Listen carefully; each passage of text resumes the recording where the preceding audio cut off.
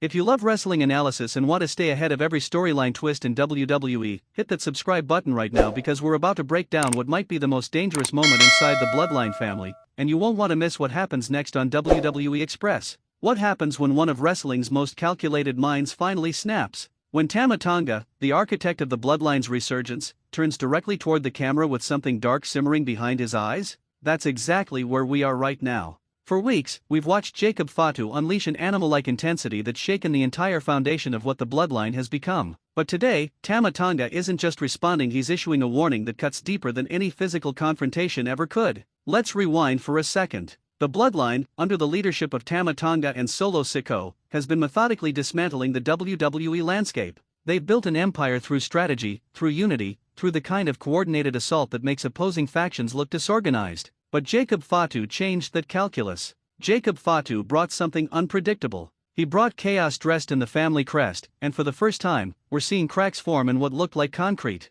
The backstage incident we're talking about wasn't just another fight. This was Jacob operating on pure instinct, pure rage, with no regard for the Bloodline's carefully constructed image or strategic positioning. He went through bodies like they weren't there. And here's what matters most: nobody could stop him. Not because they weren't strong enough, but because Jacob operates outside the normal framework of consequence that binds the rest of the team together. That terrifies Tama Tonga. When Tama finally spoke, his message was surgical. This wasn't the bluster of an insecure leader trying to reassert dominance. This was something far more dangerous, a calculation. Tama Tonga is issuing a chilling warning that basically amounts to this: yes, Jacob Fatu is family, but family has boundaries. And if Jacob won't respect those boundaries, if Jacob continues to operate as a force of nature rather than a soldier in a unified movement, then the Bloodline might have to consider whether Jacob Fatu's loyalty matches his usefulness. Think about the psychology of this moment. The Bloodline has always been about the collective. It's about power through numbers, power through strategy, power through an unshakable family bond.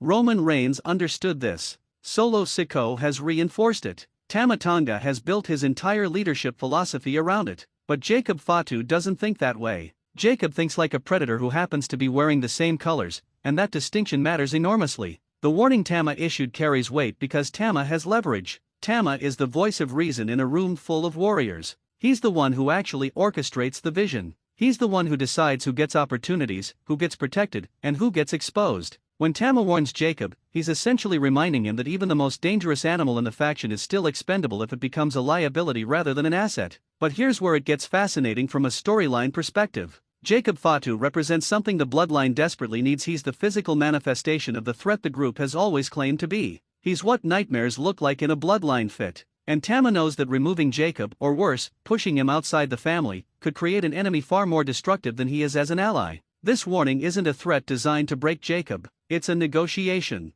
It's Tama saying, I understand what you are, I respect what you are, but understand what we are. Understand that your power only means something if it serves the collective vision. It's a master manipulator reminding a wild animal that he's the one holding the leash. The real question isn't whether Jacob will respond. The real question is how. Will Jacob recognize the wisdom in what Tama is saying? Will he understand that his greatest power comes from being aligned with a family that amplifies his individual dominance? Or will Jacob's pride, his hunger, his fundamental nature as a destroyer push him towards seeing this as a limit he needs to break through? What makes this moment so captivating is that both outcomes feel legitimate. You could see Jacob accepting this subtle recalibration and becoming even more effective as a focused instrument within the Bloodline's strategy. Or you could see Jacob interpreting this as disrespect, as a crack in the family armor that proves the Bloodline might not be as unified as they claim. Either way, Tama Tonga has made his position crystal clear. He's in control. He's thinking several moves ahead. And he's letting everyone know, including Jacob, that power without purpose is just destruction, and destruction without direction is just noise.